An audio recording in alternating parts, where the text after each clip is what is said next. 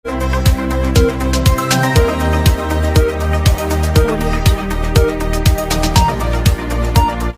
जम्मू कश्मीर से आ रहा हूं और केवल यहां की सभा के लिए आया हूं, अन्यथा मेरे और भी कार्यक्रम थे। मैंने कहा नहीं, मैं जाऊंगा सरधला में, मैं इस बार जरूर जाऊंगा, 24 में मैं जरूर जाऊंगा।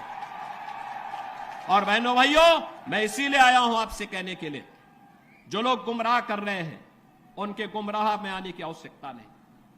ये लोग कभी नहीं आएंगे। फिर जाति के सौदागर उपयोग करेंगे, बाद में सौदेबाजी करके गायब हो जाएंगे। हमें किसी भी ऐसे व्यक्ति के बहकावे में नहीं आना है जिससे हमारा राष्ट्र धर्म खतरे में आए। याद रखना, इस देश के राष्ट्र धर्म को हमेशा खतरा जब भी आया है, इन्हीं लोगों के कारण आया है जिन्होंने जातीयता के आधार पर समाज के सामाजिक ताने बाने को छिन्न भिन्न किया है, हमेशा छिन्न भिन्न किया है। और बहनों और भाइयों, मैं आपको इस बात के लिए आश्वस्त करता हूं कि कोई माए के लाल बाल बांका नहीं कर सकता है। सुरक्षा की इतनी पुख्ता व्यवस्था हमने की है यूपी के अंदर। आज आप देखते होंगे बड़े बड़े दुर्दांत माफिया और अपराधी किस कदर उनकी दुर्गति हो रही है। आप देख रहे होंगे, जिनके नाम से ही लोग कर्फ्यू जैसा माहौल होता था, आज उनकी दुर्गति क्या है हर व्यक्ति देख रहा है। इन माफिया और अपराधियों की स्थिति क्या है, आप रोज सोशल मीडिया के प्लेटफॉर्म को उठा करके देखते होंगे।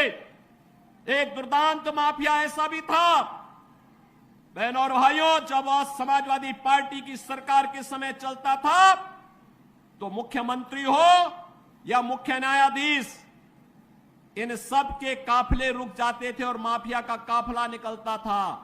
और जब हमने कार्रवाई की उस माफिया के खिलाफ और उसको रगड़ करके कोर्ट के सामने प्रस्तुत किया तो उसकी पैंट गीली हो गई थी, उसकी पैंट गीली हो गई थी।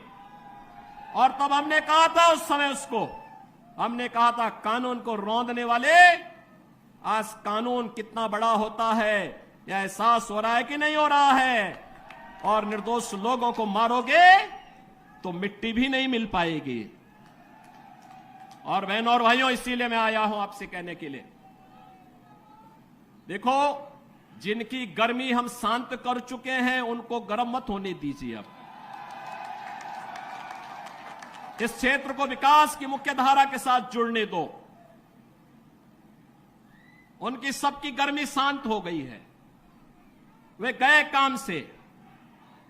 और इसीलिए मैं आप सबसे अपील करने के लिए आया हूं कि पूरे देश की एक आवाज है, पूरा देश एक ही स्वर में बोल रहा है।